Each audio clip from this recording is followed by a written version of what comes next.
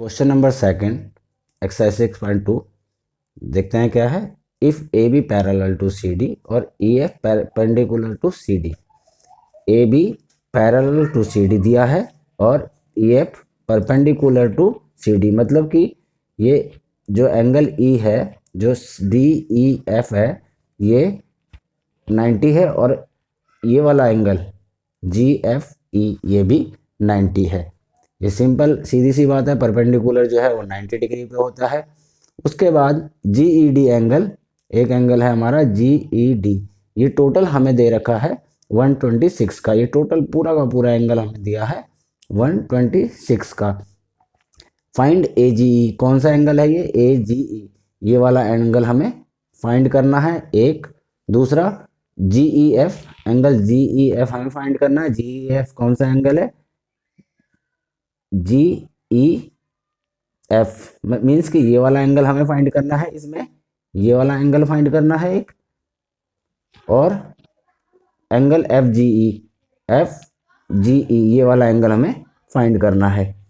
जहाँ जहाँ हमने निशान लगाए हैं वो एंगल हमें फाइंड करना है। सबसे पहले हम फाइंड करते हैं ए जी ई।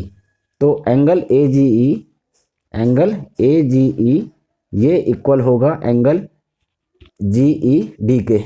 यहाँ पे दे रखा है हमें एंगल जी ई डी, और जी ई डी एंगल हमें कितना दिया हुआ है, यहाँ पे लिख लेते हैं। एंगल जी ई डी दिया हुआ है 126। यहाँ जी ई डी की जगह में हम 126 रख देंगे, तो ए जी ई अपनी जगह पे रहेगा और जी ई डी की जगह में 126 रख दिया, तो ये हमारी वैल्यू आ गई 126। ठीक है, अब हमें निकालना है दूसरा angle F G E. F G ई तो 126 और एफ जी ई ये दोनों एंगल मिला के हमारे 180 होंगे लीनियर पेयर से। तो हम लिख देंगे क्या? एंगल ए जी ई, इसको हम मार्क कर लेते हैं, angle A G E plus angle F G E, angle F G E, ये दोनों मिलाकर 180 हो जाएंगे लीनियर पेयर से, लीनियर पेयर से। ठीक है, अब देखो ए जी कितना है हमारा, ये दे रखा है हमें 126 plus angle F G E equal to 180। ये यहाँ से लेफ्ट से राइट में चला जाएगा, तो यहाँ पर रह गया हमारे पास F G E equal to 180 minus 126, तो कितना हो गया 54। तो ये वाला एंगल आ गया हमारा एफ जी ई, कितना आया 54। एफ जी निकाल चुके हैं, ए जी निकाल चुके हैं, अब क्या रह गया जी E F. G E F मतलब ये वाला एंगल है हमारा ये, तो कैसे निकलेगा?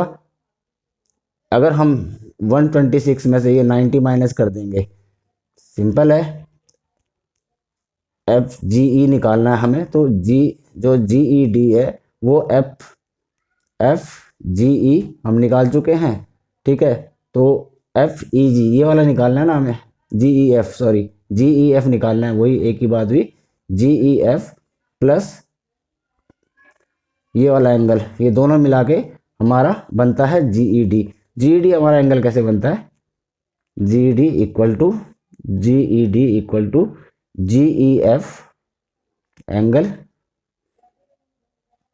जी E F plus angle F E D, F E D. देखो क्या है 126 है ये, इसमें से अगर हम 90 माइनस कर देंगे तो ये वाला एंगल बचेगा कि नहीं?